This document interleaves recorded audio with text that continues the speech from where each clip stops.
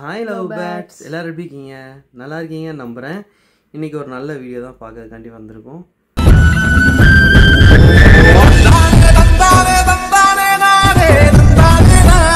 என்ன பார்க்க போகிறோம் அப்படின்னா ப்ரெக்னன்சி ஸ்டோரி. அதுதான் வீடியோவில் பார்க்க போகிறோம். நிறைய பேர் கேட்டிருந்தீங்க, அக்கா உங்கள் ஸ்டோரி சொல்லுங்கக்கா, அன்றைக்கி என்ன நடந்துச்சு அப்படின்னு சொல்லி நிறைய பேர் கேட்டிருந்தீங்க. ஸோ அதுதான் வீடியோ ஃபுல்லாக பாருங்கள், அப்போ தான் உங்களுக்கு தெரியும். என்னென்னா நாங்கள் கோயம்புத்தூர் போயிட்டோம். கோயம்புத்தூர் போய் ஒரு 2 மாதம் கழிச்சு ப்ரெக்னென்ட் ஆகிட்டா. 2 மாதம் ப்ரெக்னென்ட் ஆனதே வந்துட்டு தெரியவே இல்லை இவளுக்கு கொஞ்ச நாளாகவே. அதுக்கப்புறமா போய் தான் அந்த டெஸ்ட் கார்டு வாங்கி டெஸ்ட் எடுக்க போகும்போது தான் ப்ரெக்னெண்ட்டாக இருக்காங்கிறதே தெரிஞ்சிச்சு. அப்போ நானும் இவளு மட்டும் தான் 2 பேரும் தானே கோயம்புத்தூரில் இருந்தோம். ஆமாம், 2 மாதம் 1.5 மாதம் 2 மாதத்துக்குள்ளே தான் இருக்கும். அப்போ வந்துட்டு எனக்கு அந்த டைம் தெரியாது. பட் எனக்கு அப்பப்போ தோணும் கன்சிவாக இருப்போமோ அப்படின்னு சொல்லிட்டு. சரி, அதுக்கு ஒரு டைம் கார்டு போட்டு பார்க்கலாமே அப்படின்னு சொல்லி கார்டு போட்டு பார்க்கும்போது தான் கன்சிவாக இருந்தேன். ஆமாம், அப்புறமேட்டு தான் சரி ஓகே அப்படின்னு சொல்லிட்டு, இருந்தாலும் வேலைக்கு போகணுமே அப்படின்னு சொல்லிட்டு வேலைக்கு போயிட்டு தான் இருந்தேன். எனக்கு அந்த ஸ்டார்டிங்கில் எனக்கு வாமிட் எதுவுமே கிடையாது. ஸோ அதனால் எனக்கு எதுவுமே தெரியலை. ஸ்டார்டிங் எனக்கு இது வரைக்கும் வாமிட் தம்பி பிறந்துட்டான், இப்போ வரைக்கும் எனக்கு வாமிட்டே கிடையாது. ஒரு 2 டைம் வாமிட் பண்ணியிருப்பேன். அது வந்து ஏன் தெரியுமா, சாப்பிட்டு எனக்கு செட் ஆகலை. ஸோ அதனால் வாமிட் பண்ணுவேன். மற்றபடி கன்சிவாக இருக்கிறேன், அதனால் ஏதாவது சாப்பிட்டா எனக்கு உமட்டுறது, அப்புறம் இந்த புளிப்பு சாப்பிட்டா உமட்டுறது எதுவுமே எனக்கு கிடையாது. எல்லாமே நல்லா சாப்பிடுவேன். ஏன்டா நிறைய சாப்பிடுவேன், எல்லாமே சாப்பிடுவேன், எதுவுமே கழிக்க மாட்டேன். ஆமாம், நான் நிறைய ட்ராவல் பண்ணுவேன். பட் இருந்தாலுமே எனக்கு எதுவுமே வாமிட் எதுவுமே கிடையாது. வாமிட் ஒரு டைம் கூட வந்து வரைக்கும் கோயம்புத்தூர்ல இருந்து நாங்கள் நிறைய இடம் ட்ராவல் பண்ணிட்டோம். அதுவும் பஸ்ஸில் தான். ஏன்னா பைக் டைமில் கிடையாது. இப்போ தான் ரீசெண்டாக தான் அதுக்கப்புறம் கோயம்புத்தூர்ல வண்டி வாங்கினேன். ஏன்னா நான் 2 கிலோமீட்டர் வந்துட்டு நடந்து 2 கிலோமீட்டர் வேலைக்கு போயிட்டு நடந்து போயிட்டு திருப்பி 2 கிலோமீட்டர் நடந்து தான் வீட்டுக்கு வருவேன். அப்புறம் நான் வேறு வேலைக்கு போகணும், அந்த டைம் கன்சிவ் ஆனதுனால எனக்கு வண்டி விடணும் வைக்கணும்னு சொல்லிட்டு பைக் எடுத்தோம். ஆனால் ஃபுல்லாக வாமிட் எதுவுமே வந்தது இல்லை. ஏன்னா நான் காலையிலேயே போகிற மாதிரி இருக்கும், இவ ஒரு 10 மணிக்கு போகிற மாதிரி இருக்கும். திடீர்னு ஷிஃப்ட் மாறி மாறி வரும். ஸோ அதனால் 2 ஷிஃப்ட்டு, நான் காலையிலேயே ஒரு ஷிஃப்ட்டு, நைட் ஒரு ஷிஃப்ட்டு வரும். வாரத்துக்கு ஒரு வாட்டி வரும். தம்பி அழுதுட்டு இருக்கான். சும்மா அம்மா கூட விளையாண்டுக்கிட்டு இருப்பான், ஏதாவது பேசிக்கிட்டு இருப்பான் பியா பியான்னு. ஆமாம், அதுக்கப்புறம் எனக்கு ஒரு 3 மந்த்து போனதுக்கப்புறம் தான் அது சாப்பிட்டு செட் ஆகாமல் 2 டைம் வாமிட் பண்ணேன். அதுக்கப்புறம் எதுவுமே இல்லை எனக்கு. அப்பப்போ என்ன சொல்கிறது, சாப்பிட்ட உடனே நெஞ்சு மட்டும் கபகபன்னு ஒரு மாதிரி எரியும். அது மட்டும் தான் எனக்கு ஸ்டார்டிங் ஒரு 3 மந்த்துக்கு மேலே இருந்தது. அப்போ கூட ஏன் இப்படி இருக்குது அப்படின்னு சொல்லிட்டு நான் வேலை பார்க்குற ஹாஸ்பிட்டலில் நான் கேட்டது தான் அவங்க சொல்லிட்டாங்க, இது ஒன்றும் இல்லை, கன்சிடர் பண்ணால் அப்படி தான் இருக்கும், அது ஒன்றும் இல்லை அப்படின்னு சொல்லி அவங்க சொல்லிட்டாங்க. கொஞ்சம் காரம் மட்டும் கம்மியாக சாப்பிட்டுக்கோ. ப்ரெக்னெண்ட்டாக இருக்கும்போதுமே வேலை பார்ப்பா. அதாவது வெயிட் மட்டும் தூக்க விட மாட்டேன், மற்றபடி சமைக்கிறது, துணி துவைக்கிறது, ஆல்ரவுண்டர் எல்லா வேலையுமே பார்த்துருவோம். நிறைய பேர் சொன்னாங்க 3 மந்த் தான் ஆகுது, நீ இப்போவே எதுவும் வேலை பார்க்காத, ட்ரெஸ் வாஷ் பண்ணாத, குடிஞ்சு எதுவும் வேலை பார்க்காத, கொஞ்சம் நாள் போட்டு அப்புறம் பாரு, வெயிட் தூக்காத அப்படிலாம் சொன்னாங்க. பட் நான் எல்லா வேலையும் பார்ப்பேன். இவங்களோட ஃபோன் பண்ணிட்டு இருப்போம், நான் என்ன பண்ணி ட்ரெஸ் வாஷ் பண்ணிட்டு அந்த பக்கெட் அப்படியே தூக்கிட்டு போய் ட்ரெஸ் காய போடுவேன். அப்படிதானே பண்ணுவேன். கூப்பிட்டா வரேன்னு சொல்லிட்டு வர மாட்டாங்க, மாடிலாம் தூக்கிட்டு போயிடுவாங்க. கீழே வெயிட்னா ஒரு 5-6 ட்ரெஸ் தான் வச்சிருப்பா, அதனால அது தூக்கிட்டு வரேன்னு சொல்லிட்டு உட்காந்துட்டு இருப்பாங்க. சரி இவங்க என்னைக்கு வரேன்னு சொல்லிட்டு நான் எடுத்துட்டு போயிடுவேன். அதாவது 1 லிட்டர் 2 லிட்டர் கேன் அளவுக்கு வெயிட் கிடையாது, வெயிட் வந்து கிடையாது, அந்த அளவுக்கு தான் ட்ரெஸ் இருக்கும். ஸோ அதை வேணா தூக்க விடுவேன். 5 லிட்டரு 10 லிட்டர்னு ஆகும்போது அதை நம்ம தூக்க விடக்கூடாது. எக்ஸாம்பிளுக்கு சொல்லிட்டு இருக்கேன், உடனே 10 லிட்டர் கேன தூக்க சொல்லியாரான்னு கேட்கக்கூடாது. ஆமாம், நான் பட் எல்லா வேலையும் பார்ப்பேன். வீட்டில் நாங்கள் 2 பேர் தான் இருப்போம். ட்ரெஸ் வாஷ் பண்ணி வீட்டு இருக்கிறது எல்லா வேலையும் பார்ப்பேன். அப்போ எனக்கு அடிக்கடி என்ன இது அப்படின்னா நெஞ்சு மட்டும் தான் அப்பப்போ எரியும், மற்றபடி வேறு எதுவுமே இல்லை. அப்புறம் 5th மந்த்துக்கு மேலே தான் நாங்கள் வீட்டுக்கு போகணும்னு சொல்லி பிளான் பண்ணி வீட்டுக்கு வந்தோம். ஏன்னா தனியாகவே இருக்கிறோம். அப்புறம் இவங்க வீட்லேயும் தெரிஞ்சுட்டு வச்சோம், அவங்க ஃப்ரெண்டு சொல்லி இவங்க வீட்லேயும் தெரிஞ்சுட்டு அப்படி எங்கள் வீட்டில் இன்ஃபார்ம் பண்ணி அப்புறம் சரி வீட்டுக்கு வர சொல்லிட்டாங்க. வீட்டுக்கு வந்ததுக்கு அப்புறம் தான் எங்களுக்கு மறுபடியும் ஒரு டைம் மேரேஜ் பண்ணி வச்சாங்க. வீட்டுக்கு ஓப்பனாக சொல்லணும்னா வீட்டுக்கு வர சொல்லலை, நாங்களாக தான் வந்தோம். ஏன்னா அங்கே வந்துட்டு நான் இருந்தேன். எப்பயுமே வந்துட்டு லக்ஸரல் ஃபேமிலி அப்படின்னாலே தெரியும் எல்லாருக்குமே.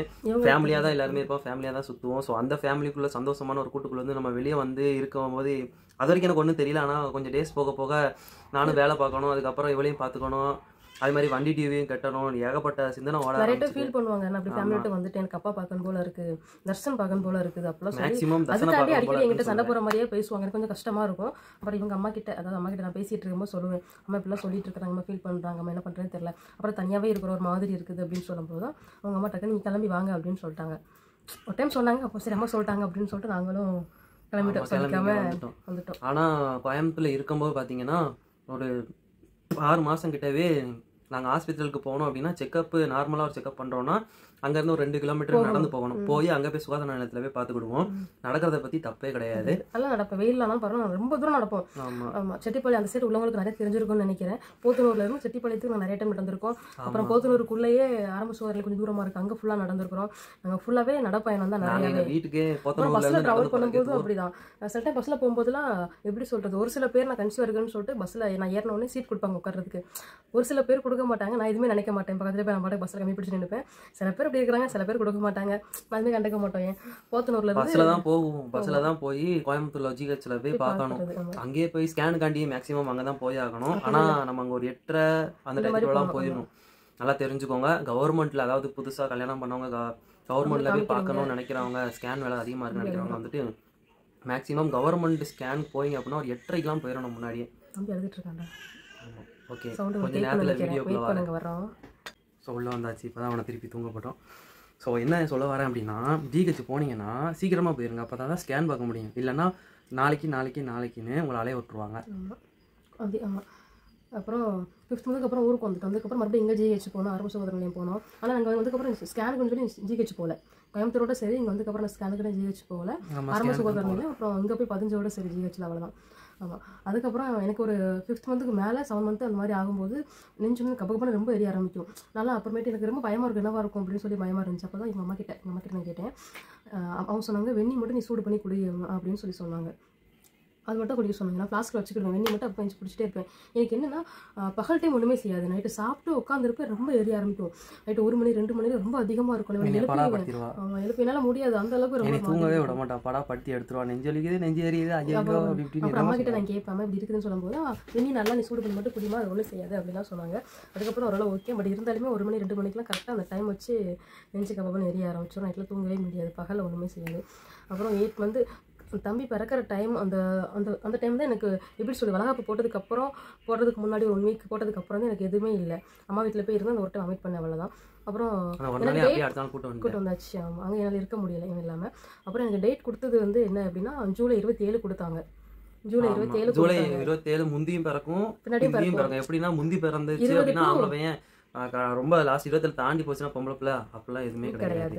அது எல்லாமே மேலே ஆண்டவன் என்ன நினைக்கிறானோ என்ன எழுதுறானோ அதான் கிடைக்கும் எல்லாருக்கும். ஆமாம், ஜூலை 27 கொடுத்துருந்தாங்க டேட்டு. ஆனால் ஜூலை 25 பிறக்கலாம், இல்லை 20 அந்த மாதிரி சொன்னாங்க. ஆனால் எல்லாரும் பயந்தாங்க, ஆடியில் பிறந்துருமோன்னு எல்லாரும் பயப்பட ஆரம்பிச்சிட்டாங்க. ஆனால் இவன் முன்னாடியே பிறந்துட்டான், கரெக்டாக 1 வீக் முன்னாடி பிறந்துட்டான்.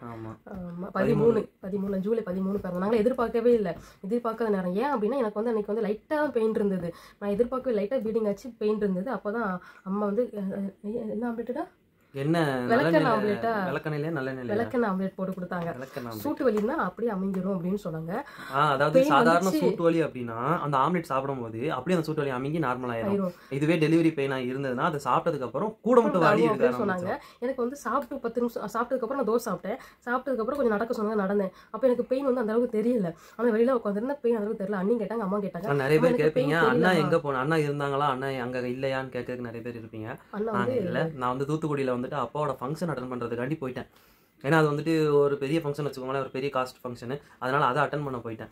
அப்போ வந்து என் பக்கத்தில் இல்லை, அம்மாவும் அண்ணியும் தான் வீட்டில். ஏன்னா காலையிலேயே நாங்கள் போய் செக்அப் வலி வந்துட்டோன்னே பதறி போய் காலையிலே போகும்போது அவங்க 3 நாள் கழிச்சு டெலிவரின்னு சொன்னாங்க. உடனே அதை நம்பிட்டு நானும் போயிட்டேன். பெட்டில் இருக்க சொன்னாங்கடா, ஆனால் நம்ம தான் இருக்கல, பெட்டில் இருங்கன்னு சொன்னாங்க. நாங்கள் தான் இல்லை வேணாம் வலி வரப்போ வந்துக்கிறோம்னு சொல்லிட்டு வீட்டுக்கு வந்துட்டோம். அதுக்கப்புறம் எப்போனாலும் போய் குழந்தை பிறக்கலாம் அப்படின்னு சொல்லிட்டு 3 நாள் டைம் கொடுத்தாங்க. சரி 3 நாள் கொடுக்குறாங்களா, இப்போ இப்போதைக்கு பேபி பிறக்காது போல அப்படின்னு சொல்லிட்டு நாங்களும் வீட்டுக்கு வந்துட்டோம். வந்து அன்றைக்கி நைட்டே கொஞ்சம் பெயின் அதிகமாகிட்டு, வெள்ளிக்கிழமை நைட்டு பெயின் அதிகமாகிட்டு. அப்போ ஏன் பக்கத்தில் இல்லை, அப்புறம் அம்மா தான் இருந்தாங்க. நைட்டு 1 மணிக்கே போயிட்டாங்க. 1 மணிக்கு 11 மணிக்கெல்லாம் போயிட்டாங்க. விடிய ஃபுல்லாவே அங்க இருந்தாங்க. நைட்டு வந்து ரொம்ப ஓவர் பெயின். இந்த அதெல்லாம் போயிட்டு அது சாப்பிட்டதுக்கு அப்புறம் எனக்கு வலி ஓவர் எடுக்க ஆரம்பிச்சிட்டு 10 நிமிஷம் அந்த தோசை சாப்பிட்ட தண்ணி தான். அதுக்கப்புறம் ரொம்ப வலி ஓவர் எடுக்க ஆரம்பிச்சு. நைட்டு ஃபுல்லாக வலி இருந்தது. அவங்க சொல்லிட்டாங்க, நீங்கள் ஜிஹெச் என்ன சொன்னாங்க அப்படின்னா, நாங்கள் ஃபுல்லாக வாக்கிங் ஃபுல்லாகவே நடந்தோம். கால் வரைக்கும் நீங்கள் ரெஸ்ட் எடுங்க, அப்புறமே காலைல பார்த்துக்கலாம் அப்படின்னு சொல்லிட்டாங்க. ரெஸ்ட் எடுக்க முடியாது, ஏன்னா ரெஸ்ட் எடுக்கக்கூடாது. நடக்க தான் வலி அதிகமாகும். என்னடா விடிய நடந்தா ஃபுல்லா நடந்தான். காலையில நான் 6 மணிக்கு வந்துட்டு இருந்தேன், அப்பயும் நடந்துட்டு தான் இருந்தா, தூங்கவே இல்லை. 6 தூங்கவே ஏன் அப்படின்னா என்னால உட்கார முடியல. உட்காந்து 5 நிமிஷம் உட்காரேன் அப்படின்னா அடுத்து பெயின் ஆரம்பிச்சிடும். அன்னி பக்கத்தில் உட்காந்துருப்பேன், கரெக்டாக 5 நிமிஷம் கூட உட்கார மாட்டேன். ரொம்ப பெயின் எடுக்கும், கொஞ்சம் நடக்க ஆரம்பிச்சிடும். அப்புறம் அன்னி கேட்பாங்க, என்ன நடக்க வலிக்குது அண்ணி அப்படின்னு. ஆமா அப்படின்னு சொல்லுவேன். அப்புறம் நர்ஸ் என்ன சொன்னாங்கன்னா, நீங்க நடக்காதீங்க, ஃபுல்லாக ரெஸ்ட் எடுங்க அப்படின்னு சொல்லிட்டாங்க. எல்லாம் ரெஸ்ட் எடுக்க முடியல. அவங்க ஏன் நடக்கக்கூடாது சொல்லி சொன்னாங்க, எனக்கு இன்ன வரைக்கும் தெரியல. ஏன் சொன்னாங்க தெரியல. எல்லா ஹாஸ்பிட்டலுமே நீங்க நடங்க அப்படின்னு தான் சொல்லுவாங்க. பட் அவங்க நடந்தாலே என்ன திட்டினாங்க. பட் அவங்களுக்கே தெரியாம தான் நாங்க நடந்தோம், ஃபுல்லாவே நடந்தோம். நைட்ல இருந்து கால் வரைக்கும் நடந்தோம். அப்புறம் காலைல 6 மணிக்கு வந்து செக் பண்ணாங்க. என்னை நானும் வந்துட்டு அந்த டைம் கரெக்டா டாக்டர் வந்து செக் பண்ணி வயிறு தடவி பார்க்கும்போது வயிறு செக் பண்ணும்போது அவங்க என்ன சொன்னாங்கன்னா, கரெக்டாக ஃபுல்லாக ஓப்பனில் இருக்குதுமா, உனக்கு வந்து நார்மலாக பிறக்க வாய்ப்பு இருக்குது, 99.9% வாய்ப்பு இருக்குன்னு சொன்னாங்க. வாய்ப்பில் ஃபுல்லாகவே இருக்குது, கரெக்டாக வாய்ப்பு ஃபுல்லாகவே ஓப்பன் ஆகிட்டு அப்படி தான் சொன்னாங்க. அப்போ நாங்கள் சரி ஓகே இப்போ நார்மலாக பிறந்துரும் போல அப்படின்னு சொல்லிட்டு நான் ஃபுல்லாக அதுக்கப்புறம் மறுபடியும் எப்பவுமே நடக்க ஆரம்பிச்சிட்டேன். மறுபடியும் 8 மணிக்கு ஒரு டைம் வந்து என்ன சொன்னாங்க அப்படின்னா, இல்லை உங்களுக்கு கரெக்டாக வந்து அளவுக்கு ஓப்பன் ஆகலை, அப்புறம் பேபி தலை வந்து உங்களுக்கு திரும்பலை, அப்படிலாம் சொல்லிட்டாங்க. அப்புறம் பேபி வர்றதுக்கு கர்ப்பபாய் காலையில சொல்லும்போது கர்ப்பபாய் ஃபுல்லா ஓப்பன் ஆயிட்டு சுகப்பிரசவம் பிறக்கும்னாங்க. 8 மணிக்கு மேல வந்து கர்ப்பபாய் ஓப்பன்ல இல்ல, பேபி வந்துட்டு சைடு இல்லன்னாங்க. அதுக்கப்புறமா இவளுக்கு வந்து அந்த விலா எலும்பு இப்படி விலகினாதான் குழந்தை உள்ளோடி வெளியே வரும். ஆனா அந்த இடத்துல வந்துட்டு இவளுக்கு விலா எலும்பு விலகிறதுக்கு வந்துட்டு கேப் இல்ல, அந்த விலக மாட்டேங்குது அப்படின்னு சொல்லிட்டாங்க. நார்மலா அப்ப நான் கேட்டேன், இல்ல எனக்கு நார்மலா பண்ணுங்க அப்படின்னு சொல்லும்போது அது ரிஸ்க் ஆயிரும், நாங்க பண்ணிடுவோம், பட் ஏதாவது ரிஸ்க் ஆச்சு என்ன பண்ண முடியும், அதனால C-section பண்ணணும் அப்படின்னு சொல்லிட்டாங்க. நான் கொஞ்ச நாள் கழிச்சு நான் வையாபுரி ஹாஸ்பிட்டலுக்கு கொண்டு போயிருவோம். ரொம்ப அழுக ஆரம்பிச்சிட்டோம். நான் ரொம்ப அழ ஆரம்பிச்சுட்டு அப்புறம் அண்ணிட்ட சொன்னா, அண்ணி வந்துட்டு வெளியில போய் வீட்டுல சொன்னாங்க, இல்ல வேண்டாம், எல்லாருமே பயந்தாங்க, C-section வேண்டாம் அப்படின்னு சொல்லிட்டு. எனக்கு வேண்டாவே வேண்டாம் சொல்லிட்டு ரொம்ப அழ ஆரம்பிச்சு, எனக்கு பயம் வர. அப்புறம் அங்க வேலை பார்க்க நர்ஸ், அப்புறமேட்டு எங்க அண்ணி எல்லாரும் என்ன சொன்னாங்க அப்படின்னா, அண்ணி வந்து எங்க சென்னையில் ஒருத்தவங்க வேலை பார்க்குறாங்க GHல, அவங்ககிட்ட கேட்டதுக்கு என்ன சொன்னாங்க அப்படின்னா, இல்லம்மா நீ பண்ணிக்கோ, அதான் நல்லது. சப்போஸ் நீ அங்க இருந்து சங்கரன்கோயில் கொண்டு போறதுக்குள்ளேயும், நாங்கள் அங்கே தான் போகிற பிளான் பண்ணிருந்தோம், நீ இங்க இருந்து இங்க போறதுக்குள்ளேயும் இடையில ஏதாச்சும் ஆச்சுன்னா என்ன பண்ண முடியும், நீ ஒன்னையும் பார்க்கணும், உள்ள இருக்க பேபியும் பார்க்கணும் அப்படின்னு சொல்லி சொன்னாங்க. அதே தான் எங்க அம்மாவும் சொன்னாங்களா. அப்போ சரி ஓகே அப்படின்னு சொல்லிட்டு என்ன பண்ணே தெரியல, என்கிட்ட கேட்டே இருந்தாங்க, எனக்கு என்ன சொல்லனே தெரியல. என்ன பொறுத்த வரைக்கும் நான் வேண்டாம் மட்டும் தான் சொன்னேன். பட் இவங்ககிட்ட கேட்டதுக்கு இவங்களும் சங்கரன்கோயில் வையாபுரி ஹாஸ்பிட்டல் தான் கொண்டு போகணும், அங்கே தான் நார்மலா பிறக்கும், நல்லா பார்ப்பாங்க அப்படின்னு சொல்லிட்டு. பட் ஆமா, அம்மா எங்க அம்மா என்ன சொன்னாங்கன்னா, இல்ல வேண்டாம், அங்கிருந்து இங்க கொண்டுறதுக்குள்ள எதுவும் ஆச்சு என்ன பண்ண முடியும், இடையில வலி, எனக்கு உண்மையிலே சொல்றேன், வலி எப்படி சொல்றது, நார்மலா பிறக்கிறதுக்கான வலி எனக்கு அவ்வளவு இருந்துச்சு. என்னால கண்ட்ரோல் பண்ணவே முடியல, நிக்க முடியல, உட்கார முடியல, நடக்க கூட முடியல.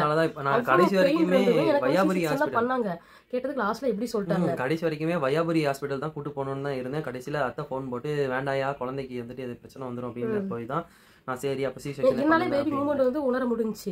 அது வந்து எப்படி சொல்லுவோம், 7 month 6 monthக்கு மேலே பேபி மூமெண்ட் நான் நல்லாவே உணர்ந்தேன். ஏன்டா அடிக்கடி கொண்டு சொல்லுவேன், பாருங்க தம்பி உதைக்கிறான், தம்பில சாரி பாப்பாலாம் சொல்லுவேன், பாப்பா உதைக்கிறா வைக்கிறா அப்படின்னு சொல்லி நிறையவே சொல்லுவேன். பட் அவங்க ஏன் அப்படி பண்ணாங்கன்னு எனக்கு எதுவுமே தெரியல. வலி இருந்துமே C-section பண்ணணும்னு சொன்னாங்க. சரி ஓகே, அதாவது ஸ்கேன்ல பாக்கும்போதுமே குழந்தை எப்படி இருக்கு அப்படிங்கும்போது தலை திரும்பிட்டு சொன்னாங்க, எந்த பிரச்சனையும் ஸ்கேன் பார்க்கும்போதுமே தலை திரும்பி இருக்குன்னு சொன்னாங்க. பட் GH வந்து எனக்கு ஸ்கேன் பார்க்கல, நான் உள்ள போனதுக்கு அப்புறம் அட்மிஷன் போட்டதுக்கு அப்புறம் எனக்கு எந்த ஸ்கேனுமே பார்க்கல. அப்புறம் அவங்க கையை மட்டும் வச்சு பார்த்துட்டு தலை திரும்பல அந்த மாதிரி சொல்லும் போது அப்ப என்னவா இருக்கும் தெரியல. நான் எதிர்பார்த்து நார்மலா எதிர்பார்த்தேன், அது GH போன நார்மலா பிறக்கும்னு சொல்லி GH போனது.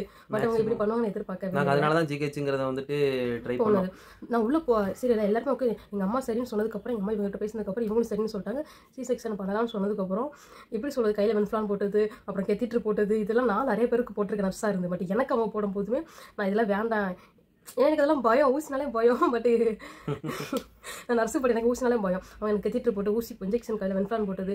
அதுக்கப்புறம் உள்ளே கூட்டு போகும்போதுமே அந்த எப்படி சொல்ல C-section அந்த ரூமில் அவனை உட்கார வச்சிருக்கும் போதுமே எனக்கு மயக்க ஊசி போடுறதுக்கு முன்னாடி எனக்கு வேண்டாம், நார்மலாக பண்ணுறது கொஞ்சம் ரெடி பண்ணுங்களேன், ட்ரை பண்ணி பாருங்களேன் அப்படின்னு சொன்னேன். அப்புறம் அங்கே உள்ள டாக்டர் என்ன பண்ணாங்க, இல்லைம்மா வேண்டாம், அது ரிஸ்க் ஆயிரும், பேபி நீ ஃபஸ்ட்டு பாரு அப்படின்னு சொன்னாங்க. இன்ஜெக்ஷன் போடும்போது பக்கத்தில் இருந்தவங்க நான் கையை பிடிச்சிக்கிட்டேன். அது ஜென்ஸா லேடின்னு கூட எனக்கு நிறைய தெரியல, ஏன்னா அவ்வளோ பயம் இருந்துச்சு. அவ்வளோ கையை பிடிச்சிட்டேன். அந்த அவங்க சொன்னாங்க, திட்டினாங்க, நீங்க எதுக்குமா கையை இப்படி பிடிக்கிற அப்படின்னு சொல்லி சொன்னாங்க. எனக்கு அந்த அளவுக்கு பயம் இருந்தது. மயக்க ஊசி போட்டு ஒரு 2 நிமிஷம் தான் எனக்கு மயக்கம் வரலடா, எனக்கு மயக்கமே வரல. அப்போ அவங்க இருந்துட்டு அப்போ என்ன வரும்னு சொல்லி அவங்க கொஞ்சம் பயந்தாங்க. அப்புறம் என்கிட்ட கேட்டாங்க, உனக்கு ப்ரெஷர் இருக்குமான்னு கேட்டாங்க. இல்லை அதெல்லாம் எதுவுமே கிடையாது அப்படின்னு சொன்னேன். அதுக்கப்புறம் சரி படுக்க வச்சதுக்கப்புறமே எனக்கு ஒரு எப்படி சொல்றது, அந்த அளவுக்கு மயக்கம் வந்த மாதிரி தெரியல. அவங்க எனக்கு வயிறு கட் பண்ணுறது முதற்கொண்டு எனக்கு நல்லாவே தெரிஞ்சு. அதுக்கப்புறம் நான் சொன்னேன், எனக்கு நீ கட் பண்ணுறது எனக்கு தெரியுது, எனக்கு வலிக்குமோ அப்படின்னு சொல்லி நான் கேட்டேன். அப்புறமேட்டு அதுக்கு இன்ஜெக்ஷன் போட்டாங்களேன்னு சொல்லி தெரியல. அதுக்கப்புறம் ஃபுல்லாக மயக்கம் ஆனதுக்கப்புறம் ஒரு 1/2 hour 1 hourக்குள்ளே பேபி வந்துட்டு வெளியில் வரும்போது எனக்கு பேபி சவுண்டு கேட்டோடனே நான் அவங்க உள்ளவங்ககிட்ட கேட்டேன், என்ன குழந்தைன்னு சொல்லி கேட்கும்போது அவங்க சொல்ல மாட்டேன்னு சொல்லிட்டாங்க. அப்போ நான் சொன்னேன், மயக்கத்தில் இருக்கும் போதே வெளியில் எங்கள் அண்ணி இருப்பாங்க, அண்ணி கிட்ட தான் ஃபர்ஸ்ட் பேபியை கொடுக்கணும் அப்படின்னு சொல்லி சொன்னேன். அண்ணி வந்து அருளோனி தான், அவங்க கிட்ட பேபி கொடுக்கணும், யார்ட்டையும் கொடுக்கக்கூடாது அப்படின்னு சொன்னேன். அப்புறம் அண்ணி கிட்ட கொடுத்தாங்க. வெளியில் வரதுக்கு முன்னாடியுமே எனக்கு முடிஞ்சதுக்கப்புறம் இவனை தான் நான் கேட்டே இருந்தேன், குழந்தை கூட நான் கேட்கல, என் சுந்தர பார்க்கணும்னு சொல்லி இவனை தான் ஃபுல்லாகவே கேட்டேன். அப்புறம் இவன் வெளியில் வந்து பார்த்ததுக்கப்புறம் ஒரு 7 days அங்கே இருந்தேன். ஏன்டா எப்படி சொல்றது, அந்த தையல் போட்ட நான் வந்து ஃபர்ஸ்ட் ஒரு 3 நாளைக்கு மட்டும் வேற ரூம்ல வச்சிருந்தாங்க. அந்த ரூம்ல இருக்கும்போது எப்படி சொல்றது, ஒரு 4 மணி நேரம் இருக்க மாட்டேன். எனக்கு அந்த C-section பண்ணி அந்த எப்படி சொல்றது, அந்த மயக்கெல்லாம் போறதுக்கு ஒரு 4 மணி நேரம் 5 மணி நேரம் ஆச்சு. ஃபோன் போட்டேன், நான் முடிச்சதுக்கு அப்புறம் ஃபோன் போட்டேன். அப்பயுமே அந்த மயக்க போதையிலே பேசுறா, நீ வந்தியாடா உள்ள, உன்னை வர சொன்னேலடா, உனக்கு என் மேல பாசமே இல்லடா, டாடாங்கிறா. அந்த நேரம் ரொம்ப டாடாங்கிறா, நீலாம் என் மூஞ்சிலே முடிக்காதடா அப்படிங்க, எதுக்கு இப்படி சொல்ற அப்படிங்க, நீ நான் பார்க்க வந்தியாடா, நான் உன்னை உள்ள வர சொன்னேன்லங்க, அடி பாதி அவங்க உள்ள வர விட மாட்டாங்க, லேடிஸ் தான் அலவுடு, ஜென்ஸ் நாட் அலவுடு அப்படிங்கிற, அதெல்லாம் எனக்கு தெரியாது, நீ வந்தியா வரலையா, வரல, அப்ப ஏன் வரல அப்படின்னு அதையே சொல்லி நான் வந்து மயக்கத்துல இருக்கும்போது எனக்கு நான் என்ன பண்ணேன் எனக்கே தெரியல. அப்புறம் அந்த எப்படி சொல்ல, அந்த பண்ண இடம் ஃபுல்லாக மதப்பா இருந்துச்சு. ஒரு 5 மணி நேரம் இருந்தது. அதுக்கப்புறம் பெயின் ஓவர் எடுக்க ஆரம்பிச்சிட்டு அப்புறமேட்டு அம்மா சொல்லி ஒரு இன்ஜெக்ஷன், அம்மாட்ட ரொம்ப கத்திட்டேன். அம்மா சொன்னாங்க, இப்படிதான் இருக்கும், வலி தாங்கிக்கோ, ஒரு 10 நாளைக்கு இப்படிதான் இருக்கும், அதுக்கப்புறம் கூட சரியாயிரும் அப்படின்னு சொன்னாங்க. அந்த டைம் காமெடி பண்ணேன், அப்போ பழகிரும் அப்படின்னு சொல்லி மாதிரி காமெடி பண்ணிட்டு இருந்தேன். அப்புறம் இன்ஜெக்ஷன் போட்டாங்க, ஒரு நார்மல் ஆயிட்டு. அந்த செகண்ட் மட்டும் நார்மலா இருந்துச்சு. அதுக்கப்புறம் அந்த 3 நாளைக்கு என்ன சொல்றது, அந்த ரூம் விட்டு வெளியே வர வரைக்குமே அந்த சரி இப்படி படுக்க முடியாது. தம்பிக்கு வந்து ஒழுங்கா ஃபீட் பண்ண முடியல. படுத்தே தான் இருப்பேன். அவங்க எந்திரிச்சு மறுநாள் என்ன சொல்றாங்க, நீங்க எந்திரிச்சு உட்காந்து பால் கொடுங்க, ஃபீட் பண்ணுங்க அப்படின்னு மாதிரிலாம் சொன்னாங்க. என்னால முடியல. அப்புறமேட்டு ஒரு 3 நாளைக்கு அப்புறம் மேலே மாடிக்கு மாற்றினாங்க. அங்கேயுமே ரெஸ்ட் ரூம் போகிறதும் சரி எல்லாமே சரி நான் ரொம்ப கஷ்டப்பட்டேன். C-section பண்ண இப்போ வரையும் யோசிக்கிறேன், ஏன்டா பண்ணோம், இதுக்கிட்ட ஜிஹெச் போகணும் அந்த மாதிரி நான் யோசிக்கிறேன். என்ன பொறுத்தவரைக்கும் நான் யோசிக்கிறேன், போகணும் தப்பு இல்லை, பட்டு எனக்கு அந்த மாதிரி இவளுக்கு விருப்பமே இல்ல. ஏன்னா நான் அந்த வரைக்கும் வலி தாங்கிட்டு இருக்கேன். எனக்கு இப்போ கூட பெயின் இருக்கதா செய்யுது அந்த இடத்துல. கேட்டால் 1 இயர்க்கு அப்படிதான் இருக்கும் அப்படின்னு சொல்றாங்க. பட் என்னால் அந்த பெயின் தாங்க முடியல.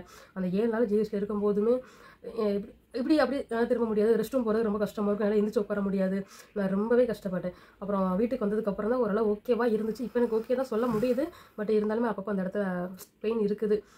தெரியல எனக்கு அப்படிதான் இருக்குமான்னு தெரியல. 7 நாளும் அங்கேயே தான் இருந்தாங்க குழந்தையும் இவளும். 7 நாள் குழந்தை பிறந்து 7 நாள் பக்கத்துல கூட போட்டு படுக்க முடியல. அவ்வளவு இப்படா வீட்டுக்கு போகணும் தான் இருந்துச்சு அங்க இருக்கும் போதுமே. முடியல, ரொம்பவே கஷ்டப்பட்டோம் C-section பண்ணி. பட் இப்போ எல்லாமே ஓகே, நார்மலாக தான் இருக்குது. நான் வந்து ஜிஹெச் வந்து குறை சொல்லலை. பட் எனக்கு வந்து நான் நினச்ச பொண்ணு வந்து நார்மலாக பிறக்கூடும் நினச்சி போனேன். ஜிஹெச் போன நார்மலாக பிறக்கும் அப்படின்னு நிறைய பேர் சொன்னாங்க. ஏன்னா அதுக்கான எக்ஸசைஸும் நாங்கள் பண்ண தான் செஞ்சோம். நிறைய பேர் சொன்னாங்க உட்கார்றது எந்திக்கிறது எல்லாமே பண்ணோம். ஜிஹெச் போக நார்மலாக பிறக்கும் அப்படிதான் சொன்னாங்க. நாங்கள் அதுக்காண்ட ஜிஹெச் வந்து நான் குறைலாம் சொல்லலை. ஜிஹெச் போன வையாபுரி தான் ட்ரை பண்ணலான்னு இருந்தேன். வையாபுரி தான் போகலான்னே இருந்தோம். ஃபுல்லாகவே வையாபுரி தான் இருந்தேன். ஆனா திடீர்னு கடைசியில் வந்துட்டு ஒரு அர்ஜென்ட்னால இங்கே பட் இவன் இருந்திருந்தான் அப்படின்னா கண்டிப்பாக வையாபுரி போயிருக்கலாம்.